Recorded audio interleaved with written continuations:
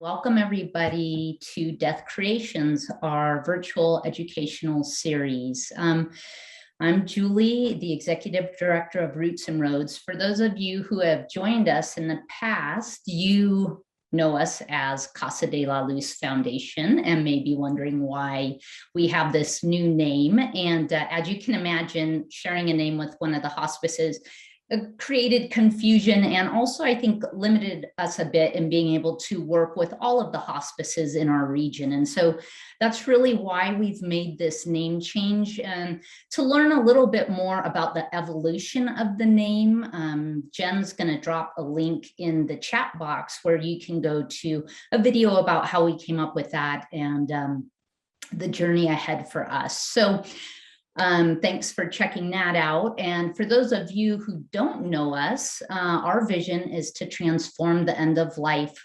experience into the final act of living well. And one of the ways that we do that, probably the primary way we do that, is through financial assistance to hospice patients and their families. And as you'll see on the screen, Megan's pulled up stats from our last year of work.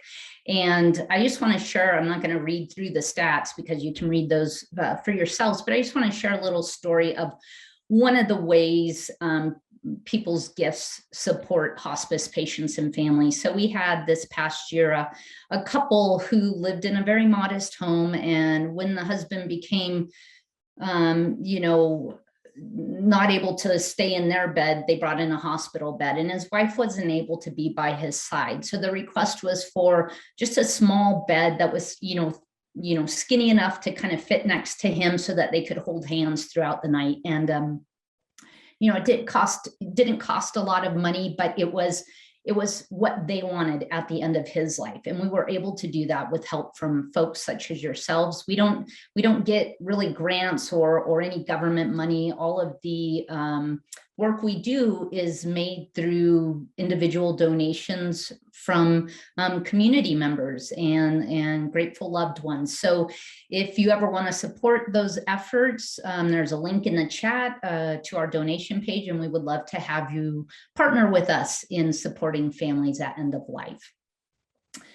Tonight we're here because another way that we transform the end of life experience is through educating our community around end-of-life issues. And we're so excited to have Amanda Marks, who's with Tunadito, which is a local organization. I'm not going to talk a lot about them because I think David will, or certainly Amanda will, but really sharing info about grief and children and how we as adults can support them during their periods of grief.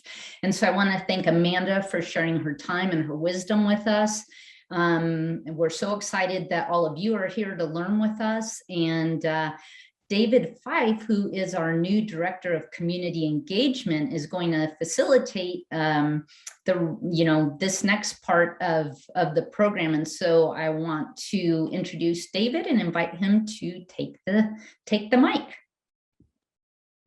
Thanks so much, Julie.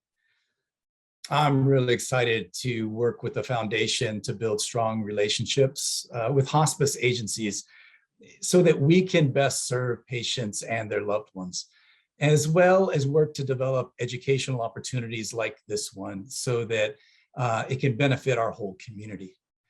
Tonight, we're grateful to have Amanda Marks with us and grateful to each one of you for participating in this conversation.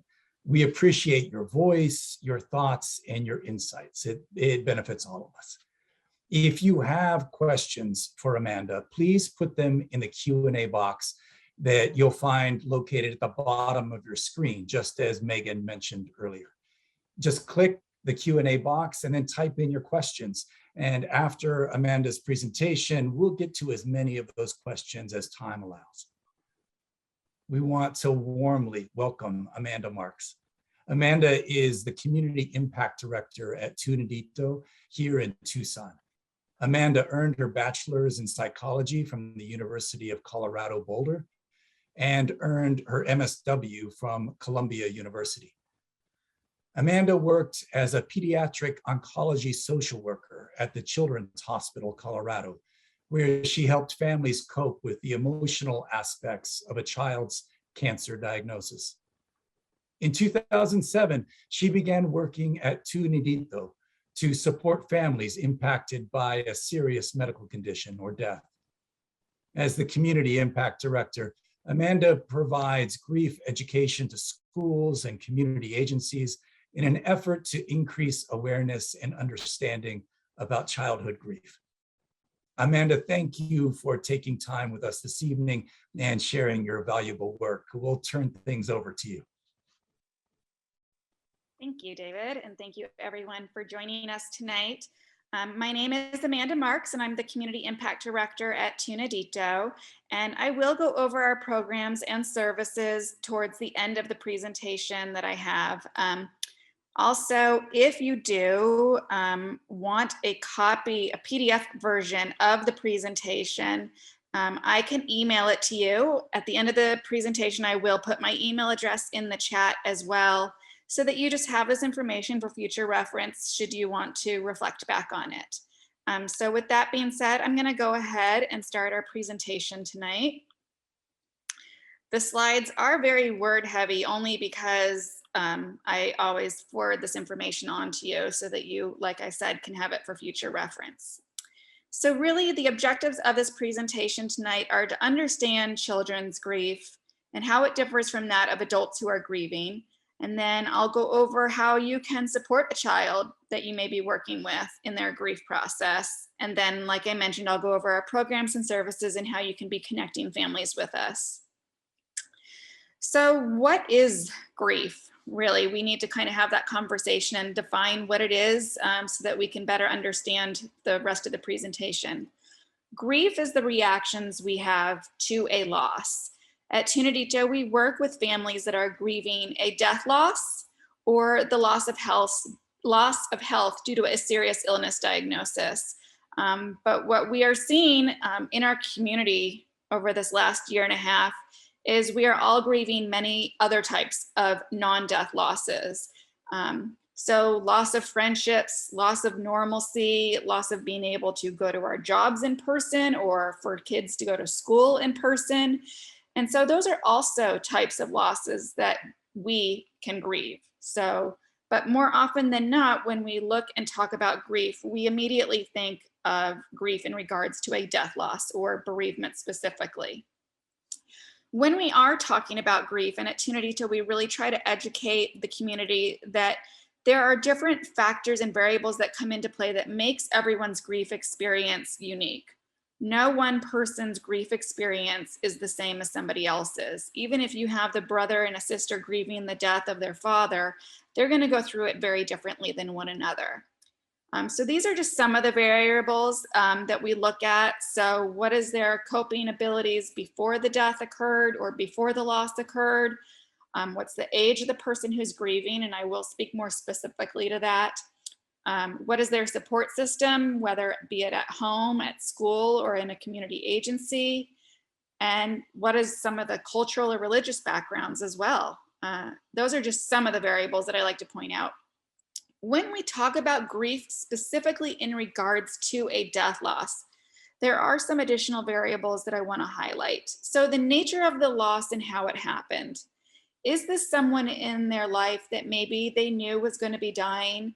The person may have received a poor health prognosis, maybe old age, maybe they were on hospice, and they had that time to prepare, to have those conversations, to tie up those loose ends, to maybe grieve in advance of the death, to do some of that anticipatory grief work. Or was it something that happened very suddenly? Did the child go to school one day and their mom died in a car accident?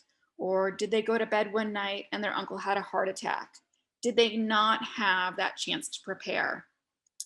Also, cause of death and how we as a society may attribute certain aspects of how we support someone in their grief based on cause of death. So we are a lot more comfortable as a society, maybe approaching someone in their grief and talking to them and comforting them when it is a less stigmatized cause of death. I'm so sad to hear your grandmother died of cancer. She fought a long battle. Just being more comfortable talking about it versus when it is a homicide or a suicide.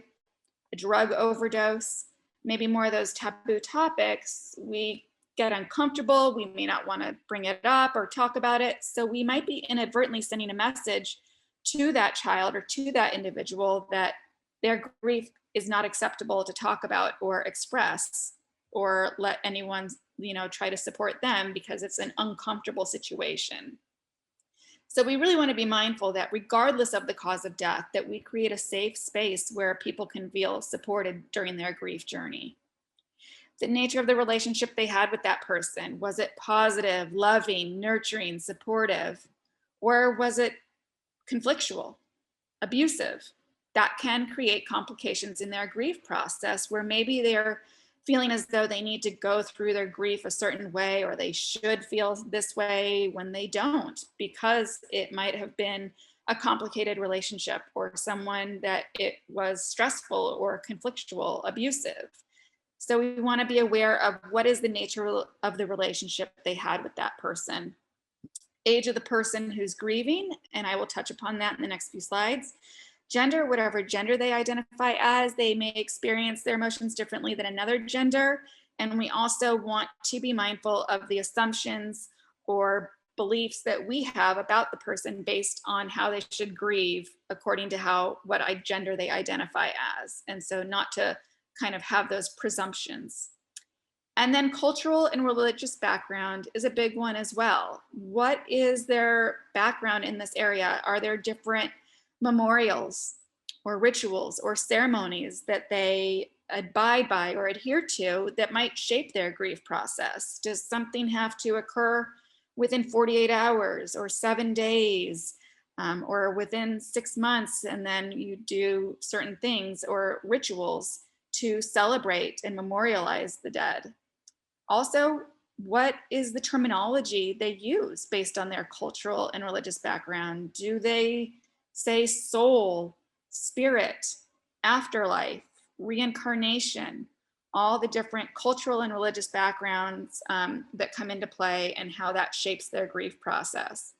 So you can see why, just based on these variables and the variables on the previous slide, why grief is such an individualized process.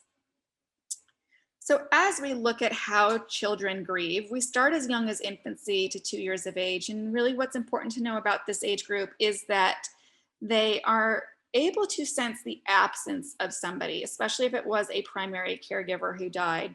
But they are not able to, in their minds, know that this person is not here because they died. But they can definitely sense the absence. And what we see this age group doing is mimicking the response of the surviving caregiver or the primary caregiver that is now taking care of that child. If that primary caregiver is sad or depressed, that toddler might become fussy or irritable, or start having tantrums or not sleeping as well. So we see them kind of having this symbiotic relationship. And then a quote by Dr. Alan Wolfelt, who's very experienced in the field of childhood bereavement, is anyone old enough to love is old enough to grieve. Grief is just an emotion that we experience. It's a form of love that we experience after someone has died. Then as we go into the preschoolers and early kindergartners, really what we see in this age group as we work with them and educate the community is they have a hard time understanding the permanency of death, and that death happens to people. So what that looks like is, they're more oftentimes exposed to death as, oh, the lizard got smashed by a rock, or I stepped on an ant and the ant is dead. They're not used to, in their little brains, and nor should they have to, say, well, my mommy died or my sister died. And so sometimes because of that, because we want to kind of protect them, we also use these kind of softer words that kind of only allow their imaginations to further not understand the permanency of death, that when we die, we're no longer alive. And instead we use words like, your uncle went to sleep and he never woke up. And then you wonder why that child doesn't want to go to sleep or wants to sleep with their parent or primary caregiver. If I go to sleep, am I not going to wake up? Or we lost your uncle. Lost? Let's go look for him. So really, as much as we think we're protecting our children or the children with whom we work at this young of an age by using those softer terms, this further allows them to not understand the permanency of death. And really at Tunadito, when we work with this age group, we start with 3.5 to 7 years of age at Tunadito in our littles group. We say died, dead, no longer alive. Our body stops working, our heart stops beating, we can no longer be hungry, we're no longer feeling pain, we are not alive. And it sounds maybe a little, oh, that like, wouldn't that scare them? But that really does help them to then slowly understand and conceptualize that death is a permanent thing as they grow older. Then as we move to the 6 to 9 years of age group, we see this age group, just socially, developmentally speaking, regardless of a death occurring, being very egocentric. It's all about me. I want this to eat. I don't care if nobody else wants to eat this, or if my sister doesn't want to do this. This is what I want. Not necessarily understanding that their behaviors and actions can have consequences on others. And so we see this egocentric thinking kind of turning into this magical thinking as they grieve the death of somebody in their life. So that looks like the coulda, woulda, shoulda. I could have done something to prevent this death. I shouldn't have told my dad I hated him 2 weeks ago. That's why he died. If I only would have done this, then maybe my mom would still be alive. They think somehow that they are responsible or they could have prevented the death from occurring. And so we see this age group sometimes carrying around a little bit more guilt or regret or self-blame, whereas those younger kiddos are struggling to understand the permanency of the death. This age group is cognitively kind of carrying around these kind of this faux guilt, if you will. And we also want to be aware of what is their exposure to the media and how is that shaping their concept of death and grief. Are they being exposed to violent deaths on the news? Or are they playing video games where, you know, it's bloodier the better, the more kills the better, and everything is with a weapon? What are they being exposed to on television, on social media? And how does that shape their understanding of what death and grief is? And yes, we start even as young as 6 years of age group to see what their exposure to the media is, how that is shaping them. As we then go into our 9 to 12 years of age group, regardless of a death occurring developmentally and socially speaking, their emotional intelligence is really kind of kicking into full gear here. They're going from maybe experiencing those basic emotions of I feel happy, I feel mad, I feel sad, I feel scared, to then all of a sudden beginning to understand or experience stress, anxiety, hyperactivity, feeling overwhelmed or frustrated. And so that can feel really kind of out of sorts in their body. And because our emotions are abstract, we can't look and say, oh, that's what I feel, that's what's going on inside me. It makes them they struggle to really make sense of what they're experiencing in their body. Like, oh, that butterfly in my stomach or that tightness in my chest. And so because it's such a new thing to experience and it's so much more complex than just those more kind of primitive emotions, we see them wanting to kind of focus on something that they can wrap their minds around. So something more concrete, which is the physical aspects of the death process. So asking questions about the death or about the person who died and the circumstances surrounding their death. And we as adults even do this sometimes too. When we find out someone in our life has died, well, when did it happen? Who was there with her? Did the ambulance come? What time of day was it? And then we kind of go into, now this is the emotional response I'm having in regards to hearing this news. And so this age group kind of mimics where we are sometimes as adults. They want to kind of get this factual information, this concrete information, so that they can then begin to feel those abstract emotions. And then at this age group too, they also ask a lot of questions about what happens to us after we die. Where does the body go? When we're buried, what happens to us? What is cremation? And so they like to just kind of have this focus to then help them make sense, once again, of those kind of more complex emotions that they might be experiencing. Then as we get to our teen group, once again, socially and developmentally speaking, at this age in their development, is they're figuring out who they are. They're forming their social identity. They're kind of honing in on where they see themselves moving forward in this world and with the people that are surrounding them. And they get that social identity. They form that social identity based on peer acceptance. It's so heavily driven by wanting to fit in, wanting to do what their peers are doing, wanting to make sure that the decisions they're making, it's in kind of conjunction with what is socially acceptable based on who they surround themselves with. And so a lot of times when you have a teen who's grieving, you may not even know that they're grieving. It's kind of that survival of the fittest. They're projecting out what they want the world to see based on wanting to still be able to fit in. And if they're surrounded by a peer group that is not grieving, they're not going to feel comfortable showing that vulnerability because they don't want to be made fun of or ostracized or considered to be like, oh, you're weird or what's wrong with you. They want to kind of mask all that grief that they're experiencing because they want to still be able to fit in and gain that acceptance and have that social identity. So really, we use an iceberg metaphor when we're talking about teens who are grieving, in that if you look at the cross section of an iceberg and you see what's above the surface of the water and it's just the small tip of the iceberg, it doesn't look that bad. You can kind of go right by it. That is oftentimes what a teen is projecting. I'm okay, go right by, I've got this, I'm strong, nothing going on here. But if you look at what's below the surface of the iceberg and you see how massive it really is and how deep it goes, that is oftentimes how deeply a teen is hurting and the pain that they're feeling, but they do not feel safe to express that. So really, it's important that when you are supporting a teen who is grieving, is that you really try to show them that safe, non-judgmental space where they can expose that vulnerability without risk of being made fun of or criticized or judged. Also, sometimes we will send messages to that teen that because they look like an adult, that they need to act like an adult.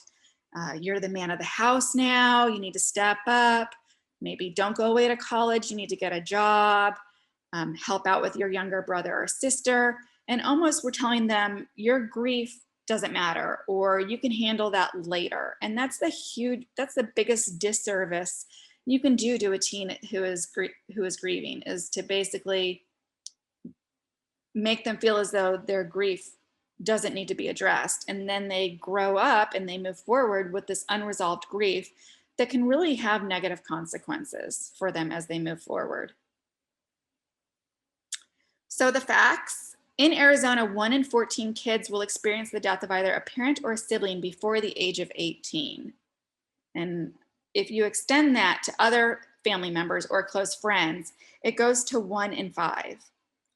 And because I do this presentation a lot in schools, I like to point out the statistics in the school environment. 7 out of 10 teachers currently have at least one student in their class who has lost a parent, guardian, sibling, or close friend in the past year alone. And we are anticipating these numbers to obviously increase, especially after the last year and a half. So how do children grieve? How do humans grieve, really? We can have different responses during our grief process. And once again, this is a very individualized process. You yourself might know, I'm a very emotional griever. I feel the feelings I have and I feel them intensely. I feel mad, I feel sad, I feel hopeless, I feel scared. Any of the feelings that we have in our grief responses.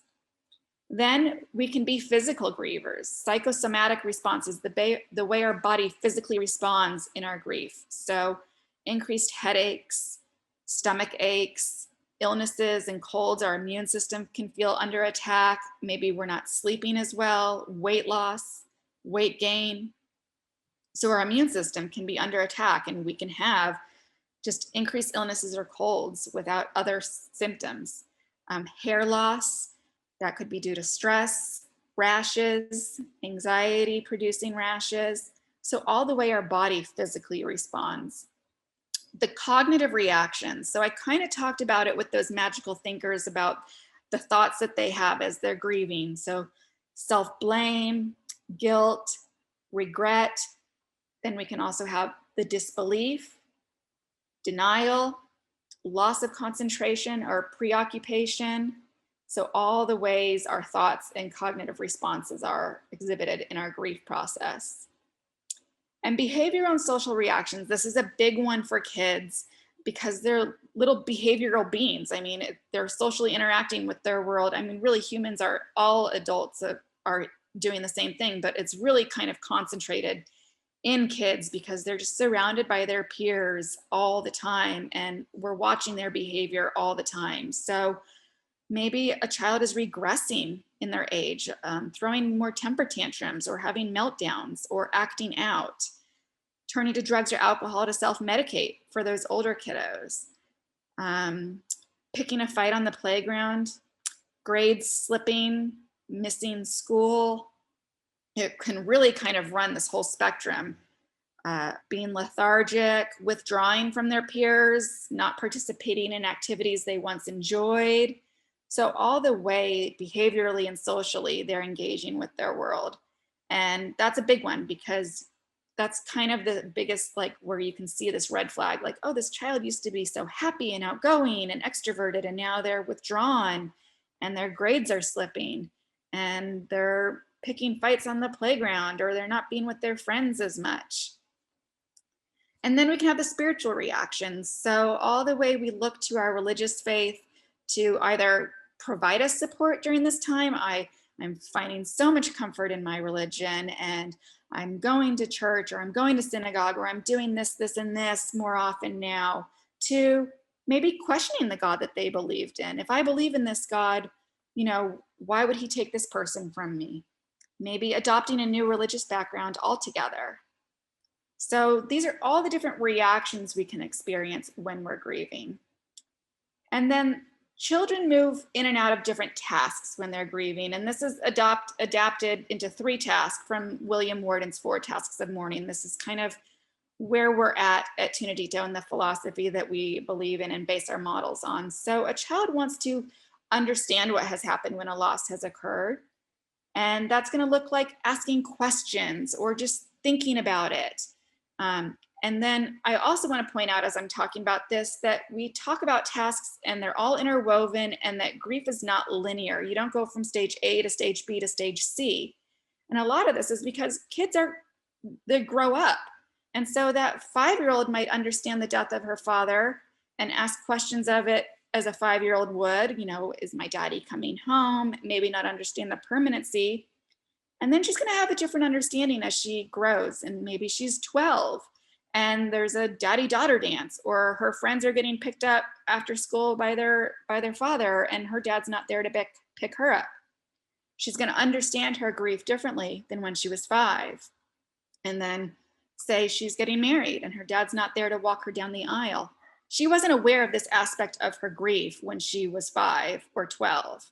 So that's why we say that grief is not linear. We're always grieving. It just looks differently based on what task we're in, what significant event or trigger or milestone comes about to make us kind of re-experience it differently. A child wants to express their feelings about the loss, and that more than often than not is going to be through nonverbal expression. It's going to go through all the different ways in which a child exists in their life. So it's going to be exhibited through art, through music, through dance, through physical activity. More often than not, it's going to be through nonverbal expression, because especially for those younger kiddos, when they don't have this extended grief vocabulary, or they may not have the right words at the time, it's going to come out through all these nonverbal modalities. And once again, it's going to change as they grow and as they're able to express themselves differently. And then a child wants to live fully in the present and open up to the future. They want to know that they can incorporate their grief, the death, find meaning in it as they move forward in their life. That moving forward doesn't mean that they're forgetting or they're moving on or they're not still grieving, but they need to know that they can continue to have that hope and have that healthy future while still maintaining the connection with the deceased. So now that you kind of have this understanding of the different ages and stages, the different tasks, the different reactions, these are just some helpful things of what to say versus what not to say to someone who's grieving, or even if I go further, what to do versus what not to do. So what to say versus what not to say. I really like to point out to avoid saying I'm sorry, especially when you're working with a child who's grieving. A lot of times when kids do something wrong, what are they told to do? Say you're sorry, apologize. And if you're the person who's grieving and I come up to you and I say, I'm so sorry for your loss, more often than not, your reaction as the griever is, thank you, or it's okay, thank you. And do you feel any more supported in your grief process after I've said that to you? No. But I feel better because I've said I'm sorry and I've acknowledged it, and phew, like, okay, I've kind of addressed that elephant in the room and provided that support, in my opinion. So it can be a lot more genuine and authentic if you replace that generic, I'm so sorry for your loss, with, I'm so sad to hear about your mother. Do you want to talk about it? Tell me, what was your mom's name? Your mom's name was Julie? Do you feel like sharing a memory about your mom, Julie?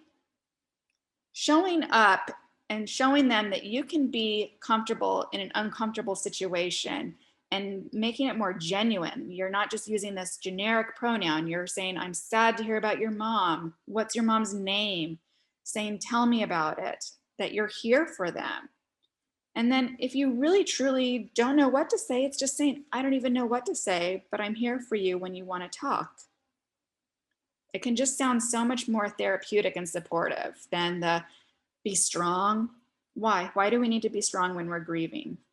You'll be okay. Am I not okay because I'm grieving? Is it not okay for me to be hurting?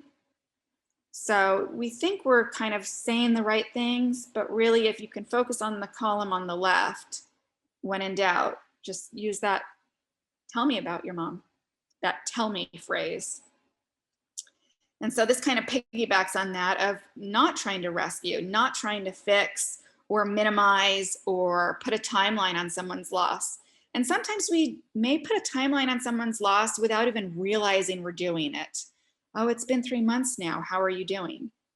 That might make the person who's grieving feel like, am I supposed to be at a certain point because it's been 3 months?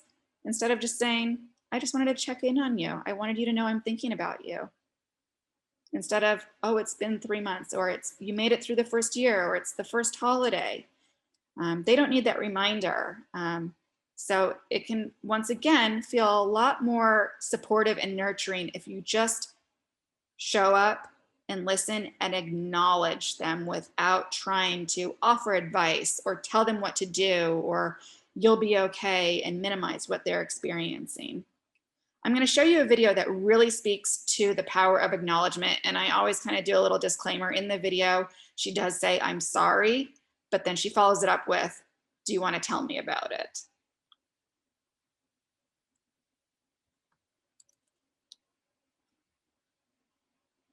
So what do we do about all the pain we see in the world? All the pain we feel in our own lives?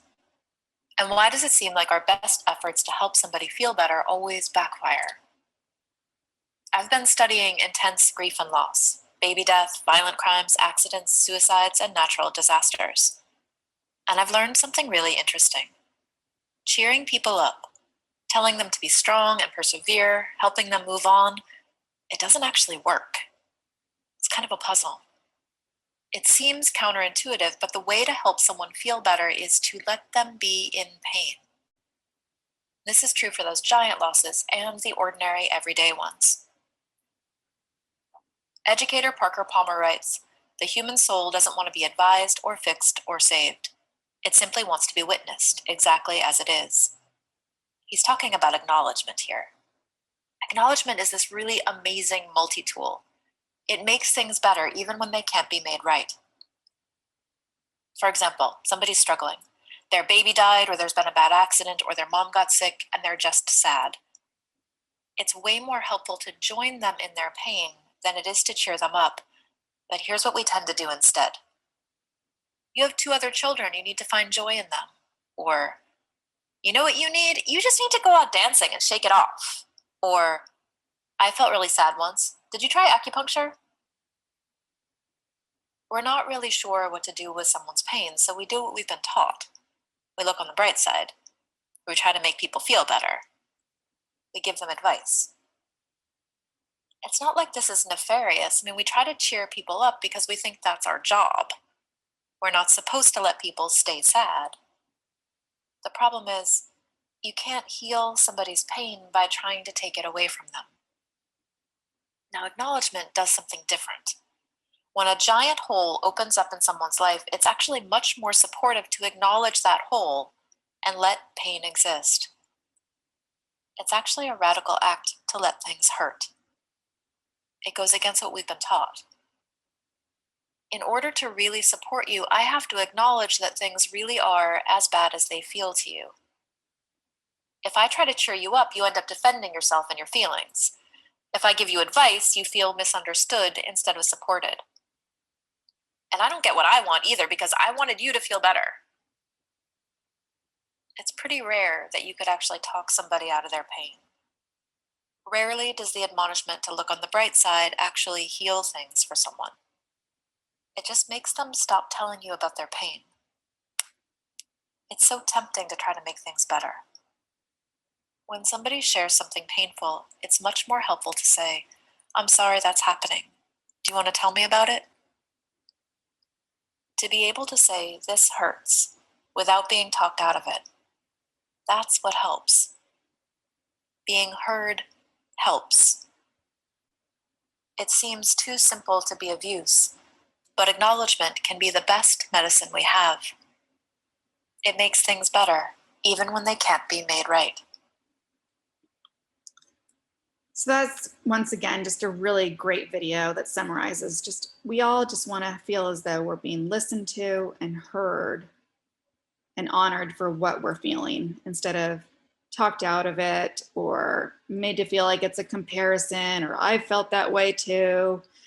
Just really, and that's what we practice at Tunadito, is reflective listening. Those children need to feel as though what they're experiencing is okay to experience and that they're feeling heard in their grief journey. So this is a little overview of what grief can look like in the school setting for when I do this presentation to schools or community agencies. Just once again, those behavioral responses in kids and what to look out for. And then once again, a reminder to listen to what the child is not saying. Watch their behavior, watch how they get by day to day. Are they mopey and lethargic? Are they tired and fatigued? Once again, a child who's angry or feeling out of sorts or not feeling seen at home might just misbehave or pick a fight just to get that attention. It's that old kind of childhood development parenting, like negative attention or positive attention, they're still getting that attention. So watch for all those nonverbal cues. So Tunadito, who we are and what we do, our mission is to create a community of acceptance and understanding regarding children in grief so that no child has to grieve alone. All of our services are offered at no cost. We don't even ask for insurance information, and all of our programs and services are offered in English and Spanish. All of our programs, except for one, are group-based. So we have a support group for children, teens, and families who are grieving the death of somebody in their life. We have support groups for children, teens, and families who have a parent or primary caregiver diagnosed with a serious illness. It does not need to be a terminal diagnosis. We have one-on-one support for when the family has a child diagnosed with a serious illness. All of our groups at Tunadito are for 3.5 to 18-year-olds, based on 3.5 to 7-year-olds are our littles group, 8 to 12-year-olds are our middles group, and then 13 to 18-year-olds are our teen group. So we do have a young adult support group for 18 to 39-year-olds that meets at the U of A. Well, right now it meets virtually, but it did meet at the U of A. And we're hoping to ultimately resume in-person young adult groups soon.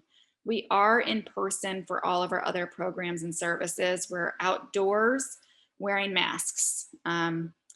So hoping to move indoors soon, but outdoors and masked, doing our groups in person. Grief intervention and education is the workshop such as this. And if there's a death of a student or a faculty member or an adult at your community agency or school setting, you can call Tunadito and we can provide that on-site grief intervention. When we have our support groups for families who have a primary caregiver or parent diagnosed with a serious illness, we once again divide the kids up based on age. And we have a group for the diagnosed spouse or the diagnosed parent, and then a separate group for the non-diagnosed or caregiving partner. And it's great because they're just with other kids who are going through something similar. So they get that instant validation and normalization. They get that social support by being surrounded by other kids just like them. When it is a child who's diagnosed with a serious illness, we do provide that one-on-one support. So they can have visits at Tunadito in any one of our free time rooms. We work with any family member that needs help coping with the emotional aspects of the diagnosis. So whether that is the diagnosed child, a sibling, parent, or primary caregiver. Like I mentioned, we focus on the whole family, and we really model our groups on providing that safe space where they get that peer support, the emotional and social support, with still having that time to be a kid and have that free time to play while still processing their grief in a safe environment. You can always kind of log on to our blog or Facebook page or visit our website to continue to learn more about what we're doing and find the resources from recommended readings to finding out what activities that we're doing in our groups. And then the bottom resource is, I feel it's something that everyone should know, whether you're in the school system or not, has lots of great reminders and templates and video modules of what to say, what not to say, professional self-care when supporting someone who's grieving, cultural considerations. It's just a great overview and resource that's just filled with lots of great information. So with that being said, I will stop screen sharing. If you have a family that you know of that could benefit from our support, we really do like to have the family make that first phone call to us and self-refer. It shows us it helps with two things. It shows us that they are ready and in a place where they have that intention to start a group. And then we don't have to feel as though we're chasing them down playing phone tag with them if you make that referral and then maybe they're not even ready, or we have a hard time reaching them and we don't want to feel like we're chasing them down. So you as a professional in the community can definitely go onto our website and fill out that online referral form. But we do like to see if we can have the family do that phone call themselves, so we can explain our programs a little bit better and answer any questions. Thanks so much for putting this all together in a short period of time. But also, I've worked in hospice for many, many years, and Tunadito has been amazing for the young folks as their loved one was facing the end of their life. And all the grief and the transitions that they go through and the support that they're able to find in those group settings at Tunadito is just invaluable for the whole community. So thank you so much. One of the things that's true for adult grievers is that most folks don't reach out for professional support, if we want to call it that, that they'll find the support through their own networks. And even if things get a little more complicated for them, they say that generally it's like 10 or 15% of folks who will reach out for that kind of support from other folks, like a support group like Tunadito would be able to provide. Is that also true for youngsters, that the vast majority then don't get that kind of support? And if that's so, then it really is going to be that more informal network like all of us who will be able to provide the primary support. I think it's definitely very similar. And also sometimes what we find, and especially when we do our kind of assessments of kids, is the parents might think, no, they're doing okay. The parents or the caregivers might not even have a true understanding of what their child is experiencing and might not do that reaching out. And we oftentimes find that when the child fills out their assessment, or like they're kind of where they're at and assessing their own grief, it's so different from what the parent or primary caregiver feels the child is experiencing. So that's another barrier or kind of obstacle in place of, preventing people from getting the support that they need, is people might not even be aware that they are grieving this deeply. I agree. But I think that so much of what you said is it takes the pressure off of us in some ways. I think that sometimes people feel like if I could only say the right thing, it would make it better.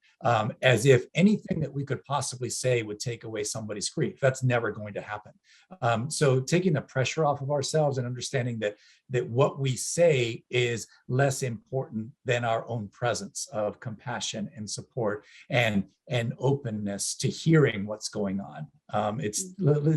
It allows us to be there and maybe not feel like, oh, we have to come up with the right words. Right. And then consistently showing up after the first month, after those first 3 months. Like that's another thing when families come. Everyone was there like in the beginning, and then, it's kind of like everyone else moved on, but I'm still grieving. And so it's, having that awareness that it never ends, that, yeah, you can show up month 3, but you still need to show up month 4, year 4, year 10, and just let them know that you're always aware that they're grieving and that you're there to support them in their grief process. That's really important. Absolutely. And I was wondering if you could talk a little bit. You talked about how grief can manifest in our bodies, and it can show up in illness and anxiety and sleep habits and changes in how we eat, all of those types of things. But we also have learned over the last 20 years how much the mind-body connection can help in our healing process as well. Can you talk a little bit if we have a loved one, a minor who is grieving, things that you find that might be helpful to support them and in what they could do physically, instead of a formal group, if we're doing it just with them and spending time with them? Mm-hmm. Well, I think it's knowing that child or that teen and knowing what they gravitate to anyways, regardless of the death. So if they're more athletic or sports driven, it's going out and finding a physical activity that they can enjoy or participate in. I mean, what we say sometimes at Tunadito, we have a basketball court, and sometimes you might have a child or a teen that's in their talking circle group during Tunadito and doesn't share much or feel as though they've got much to contribute to the group, or they think they're doing fine for the night. And then they get out on that basketball court and they're just dribbling a ball and they're having a conversation and expressing their grief and letting it out and talking about it without it even, it's just so much more organic, if you will. So if you know that this person loves just shooting hoops, it's making it more casual of a setting. Or music is a big one. It's a big activity we use in our groups is, you might ask a child, what has your grief journey been like? Or how have you been feeling this last week? And they might just come up with a very basic, minimal response. I don't know, it's been fine. And then you say, okay, well, if you could make a playlist on iTunes for your grief journey, what songs would you pick?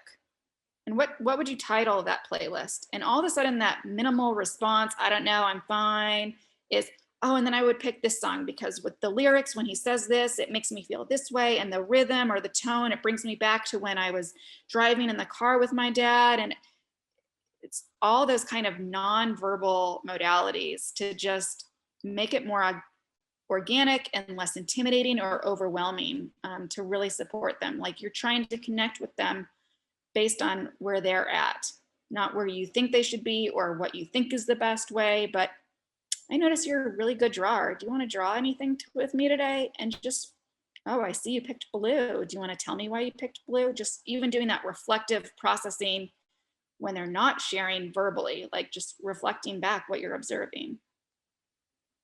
That's really helpful. Thank you so much. And I also find that oftentimes, and you alluded to this in the presentation about cultural or religious practices that can be helpful. I thought about how when I was pastoring a church that folks almost needed help in creating space to be okay by talking about it, and teaching folks how to talk about create a safe space, and that this is what we do. We almost call it like an Irish wake. We're going to sit around and we're going to tell stories about our loved one, and how important that kind of a safe space, if that's whether it's a cultural setting or a religious setting. And is that something that you find helpful, to have a container that way, and that there are practices that can facilitate that sharing?